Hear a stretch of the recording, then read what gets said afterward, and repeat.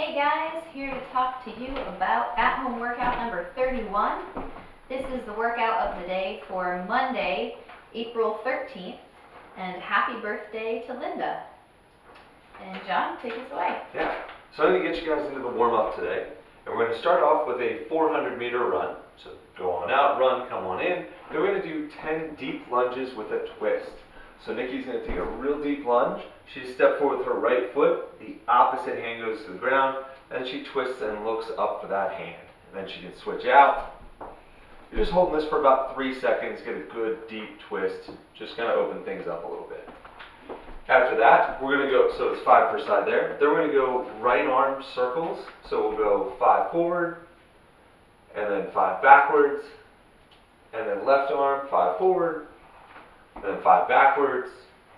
Then we're going to get into 3 rounds of 3 inchworms, 5 scat push-ups. Let's get into the inchworms. Yeah, walk your hands out, hit a push-up, and she's going to walk her hands back in. That's 1. Take a lot of little steps there, right? Really try and keep those knees straight as you do it. Nice, Nick. Okay, scat push-up. Scat push-up is next. So she's going to just keep her elbows locked, and we're trying to make all of the movement come from her shoulder blades, from the scapula. Yeah, so she's going to go into that totally rounded back, and then she's going to retract her shoulder blades. So you can see her body is moving, but those elbows are not bending. If that's really tough for you to do, if the elbows keep bending, you can do them from your elbows as well.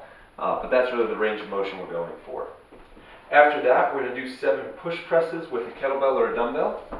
And this is going to be 2 hands, so we're trying to lighten the load a little bit, right? So she's going to get just a little knee bend, drive it up over her head. She'll knock out 7 of those. And then 7 sumo deadlift high pulls. So come in low and really get that nice straight spine. Snap her hips open and shrug up high. Really focus on that shrug today. Pulling those elbows high to the outside. We're trying to get your shoulders warmed up for this workout.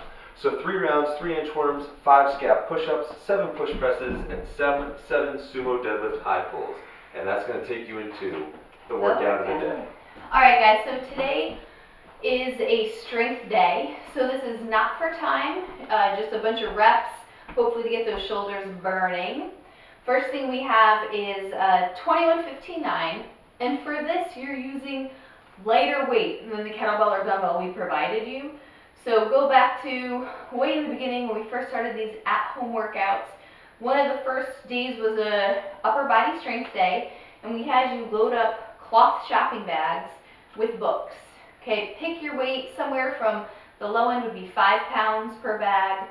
The heavy side would be 20 pounds per bag. Okay, so load up your bags to something that seems reasonable for you.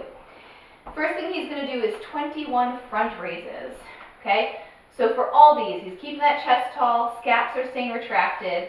Okay, and a nice, slow and controlled, raising these up and bringing them down. It's kind of nice that this is an unstable load. It's going to just make the movement a little more challenging and really force him to take his time. What I don't want is you kind of winging these up there and using momentum. Okay? Yeah, it's not a kettlebell swing. Okay, so it's kind of nice having that unstable load remind you to do this slow and do it right. After 21 front raises, it'll be 21 bent over flies. So lean it over, okay? Now he has, can you show from the side, he's going to have this nice straight back. Okay, the hips are going back. It's basically that good morning position. Nice, slow and controlled, pulling him out to the side 21 times. Okay, same thing, we're not trying to throw them and get some kind of momentum into those bags. Nice and controlled. Last is lateral raises. Very similar movement, but now standing up tall and pulling it out to the sides 21 times.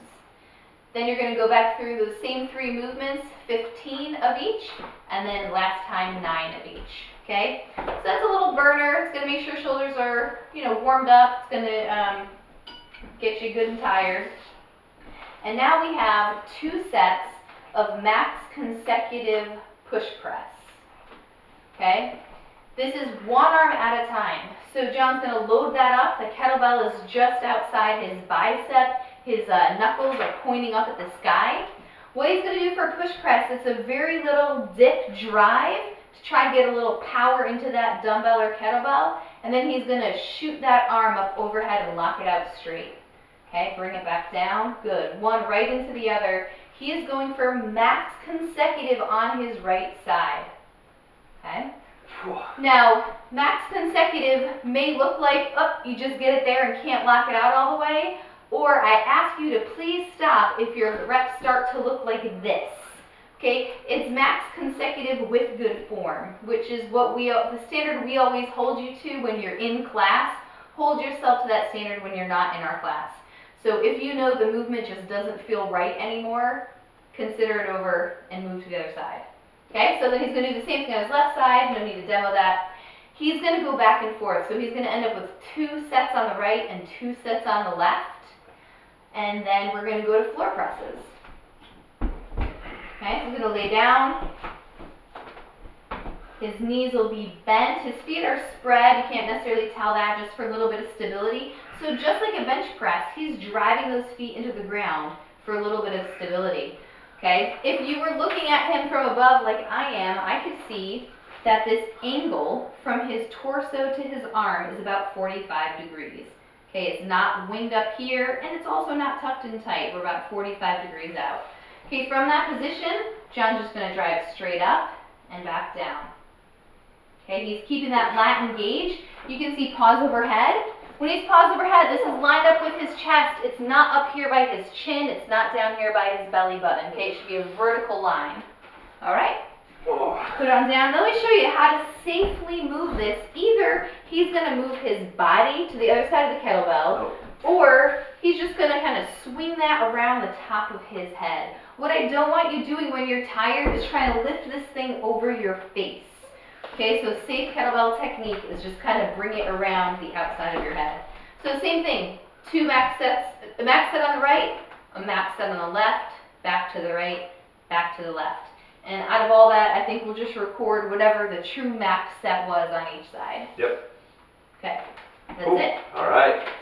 So Cash out. Yeah, the cash out today. You've probably seen it around. We're going to do the handstand t-shirt challenge just because it seems like a fun thing to do, and it'll work on your shoulders that are already kind of burned from all this. But basically, you're going to go up into a handstand. But you're going to wall climb into the handstand, so your belly facing the wall. I'm going to try the other way. But I'm just saying, you probably should go to the wall climb handstand. Have a shirt on the floor and try and get it onto your body. If that's not going to work, if you're like, sounds good, but I'm not going upside down, then we can go a plank challenge, right? Have that shirt in front of you, try and do it just from a plank. But that should be some fun. We're not doing that right now because it would take way too long, and we're not sure if we can do it. Yeah. But we'll find out tomorrow. Yeah. We did link a video of the challenge that had gone viral. So there is a video of someone doing the handstand challenge. You can see what it is. And then that's going to take us to our cool down. So we're going to do something called a cow face stretch that you've seen us do in classes before. We're going to do it with a strap. Basically, Nikki's going to take one hand and throw that strap over her back, and then she's going to take the other hand and come up from underneath and try and get those hands as close as she can together.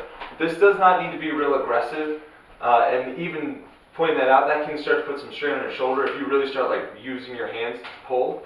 So she's just getting as far as she reasonably can and getting a good deep stretch through that. That should be a good feeling stretch through your shoulders for this. And then we'll switch sides, 30 seconds aside. And then it's going to be the reverse shoulder stretch. So Nikki's going to interlace her fingers behind her back. She's going to try and straighten her elbows. And then she's just going to fold over and she's going to try and throw these arms as far forward as she can. Just get a good long stretch. And that's going to be a full minute holding in that position. Again, just trying to loosen up your upper body after all that shoulder work. Yeah, that's a good one. And that takes us to the end of today's workout. All right, guys. Yeah, have That's fun. all we have. Have fun with it. Get huge.